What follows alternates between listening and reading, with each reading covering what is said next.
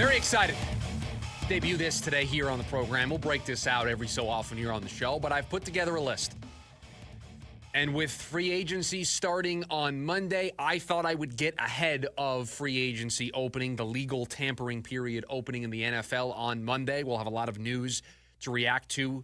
That may have happened already by the time we're on the air on Monday or in real time while we are on the air on Monday. I want to get in front of it. I want to give you the 5 guys that I would go after in free agency. And I focused on the defense with this list. We'll maybe do an offense version of the list tomorrow. We'll talk about some offensive linemen, maybe some wide receivers. I just focused on defense, mainly because I think I've expressed how much of a priority I think it is, how much of a non-negotiable I think it is that this team gets to draft night feeling pretty comfortable with their room, feeling like they landed a big fish or two, or at least have a better room than they did at the end of last year. Brought in some veteran talent that makes them feel like the floor is a lot better in that room for 2025.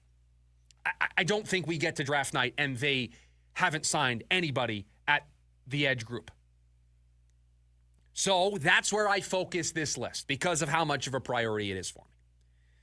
So we'll go from 5 to 1, and 5 might be a surprise. It's a name that I've briefly mentioned. I know we talked about him when the trade deadline was circling around, and this is the dart throw. I think with every one of these lists, especially when you're making predictions, it's okay to take a dart throw. It's okay to just say, hey, this guy's production isn't fantastic. This guy isn't going to break the bank in terms of dollars, but I wonder what he might do in this system. And so for me, number 5 on my list of top free agent targets for the Cardinals on defense, I have Azeez Ojulari written down here. The former Giant who's going to be a free agent, brother of B.J. Ojulari. So, yeah, I'm playing into that a little bit here of what 2 brothers would look like. Forget having the Bosa brothers together. Have the Ojulari brothers together. No, I don't think that the Ojulari brothers will be able to outdo the Bosa brothers. But a change of scenery might be good for Azeez. A lot of coaching turnover there in New York under his tenure. Different defensive coordinators. Not a lot of winning. Not a lot of stability. I wonder if getting him out of New York and putting him in a position where he's going to be super comfortable because his brother's here. It's a system that is needing of the pass rush help. And I've said that I want the Cardinals to take multiple swings. Shop at the top end, but maybe take 1 or 2 dart throws. Azeez Ojulari is that dart throw for me. He's that guy that you sign him maybe a 1-year prove-it deal. You have it be extremely incentive-laden, and you just give him an opportunity, and you hope that the change of scenery that Phoenix and that the Arizona Cardinals would provide gets more out of him. So Azeez Ojulari for me at number 5. Number 4, Khalil Mack.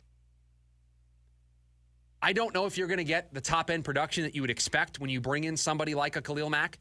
You sign Khalil Mack headlines, Cardinals sign Khalil Mack. I think a lot of fans have a certain level of expectation of what that means, what the production would look like. They probably expect Khalil Mack to be flying all over the place, highlight real plays week in and week out. I don't think you're going to get that with somebody at this age, at this stage of his career. He's on the back 9. He's playing the final couple of holes of his career. But what he does provide is the veteran leadership that I think that group provides. So what you may not be getting in terms of the top-end production, you're getting in terms of top-end leadership. Might be good to have Khalil Mack and pair him with what you do in the draft. Khalil Mack and pair him with Darius Robinson in the group that you currently have along that defensive line. There's some wisdom that can be passed along. That's why he's number 4, because I don't know if the production will be there, but I like the leadership. The cost won't be that high. It's only a 1-year deal. So if it doesn't work out, I'm not hurting or harming my long-term cap situation. So if he was younger, if I was expecting better production, higher up on this list, but veteran, short-term contract, I think he checks a unique box in terms of the leadership that he could provide. I have him at number 4. Number 3, it's the guy we talked about in hour number 1 of the program, Joey Bosa, who was cut last night by the Los Angeles Chargers, will become a free agent. There's going to be a lot of suitors here. A lot of teams will be in pursuit of Joey Bosa. I am not going to be deterred by the injuries. I am not going to be deterred by all of the time that Joey Bosa has missed. Why? Because any contract that I want to put in front of Joey Bosa is going to bake in the injury risk that I'm taking on.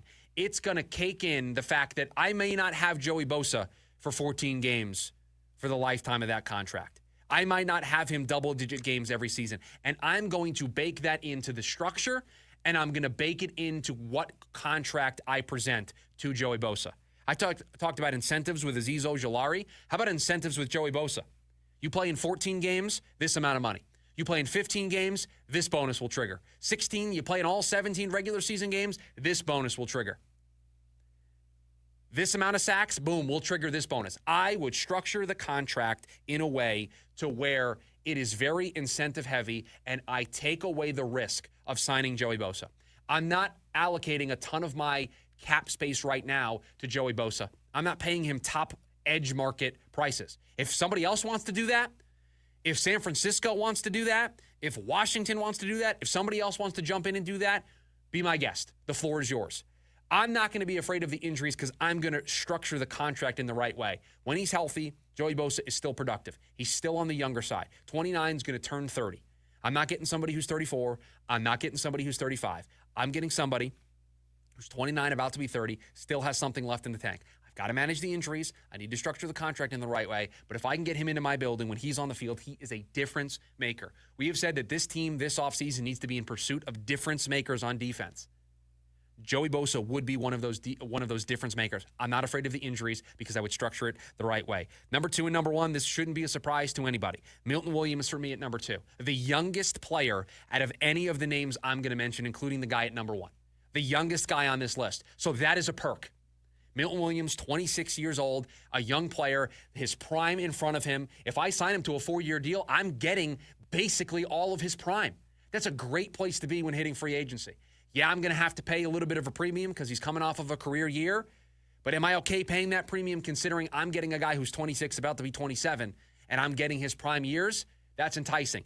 That also helps me shore up the interior of my defense. That's where Milton Williams is going to play for me, the interior of my defense. And guess what? People who watch the Arizona Cardinals, who watch this division, know you can create a ton of pressure from the interior of your defense. Just ask the Los Angeles Rams. It doesn't have to just come from the outside. It doesn't just have to come from the edge. I can create pressure. I can create sacks and create difference makers on all levels of my defense. Milton Williams checks a lot of boxes for this team because they're going to look for help alongside the interior and get that help on the edge. Milton Williams, the youngest player on this list, that's a huge check mark. I've got the cap space to spend him. He's familiar with the system because he played in Philadelphia. I'd be all over this. And number 1, this is your traditional edge player. Just a little bit older than Milton Williams. The reason why he's number 1 is because I feel like he checks all of the boxes that I would want in a free agent. He's on the right side of 30. He plays edge. I watched him in the big moments in the Super Bowl come up big. He's familiar with the system. He's familiar with the head coach. The transition is super seamless. So if I'm going to pay a guy a ton of money, if I'm going to break the bank and pay a guy the going market rate in free agency, not a guy that I'm extending that's on my roster, I'm going to go out and pay the market rate in free agency. I have to feel extremely confident that this guy's going to come into my team, my building, and hit the ground running. And I don't know if there's a better fit for the Arizona Cardinals than Josh Sweat. I don't know if there's anybody that checks the boxes the way Sweat does. Young, check. Prime still in front of him, check. Familiar with the system, the coaching staff, the language, everything, check. That's a huge benefit for the Cardinals in their pursuit of Sweat this offseason. I don't worry about Sweat needing time to learn the system. I don't need to worry about Sweat getting acclimated. He's going to feel really comfortable being around Jonathan Gannon. He's going to feel really comfortable in this defensive structure because it's exactly what Gannon was running in Philadelphia. So it's very similar, if not almost identical. Young, knows the system. And I got to tell you, the big moments, man. Did you watch him in the Super Bowl? He was creating pressure on Patrick Mahomes. He was making plays against Patrick Mahomes in the Super Bowl, the biggest stage, playing the best quarterback in the game, playing the Kansas City Chiefs trying to three-peat. The pressure didn't faze him. So the big moments, he passed that test, familiar with the system. He's young. You're getting him in his prime years. I don't think there's a better free agent available that fits what the Cardinals are looking for. Oh, and by the way, he's a traditional edge player. Right, Milton Williams, an interior player. Yes, you can create pressure there, but what we've been talking about all offseason is, hey, go get that guy that can stand up on the outside and create pressure on the tackles. Josh Sweat does that. So he checks all of the boxes, and I would have zero reservation of giving him the big contract.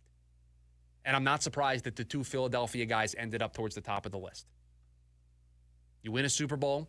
You're a big reason why you were able to win the Super Bowl. You're going to cash in. And with the way the Cardinals need help defensively, those two guys on the list. So to recap, Azeez Ojulari 5, that's my dart throw. Khalil Mack 4, Joey Bosa 3, Milton Williams 2, Josh Sweat 1. My top 5 free agent targets for the Cardinals this offseason. If I was the guy sitting in the chair, if I was the guy making the decision, these would be the 5 guys that I would prioritize attacking when free agency starts on Monday.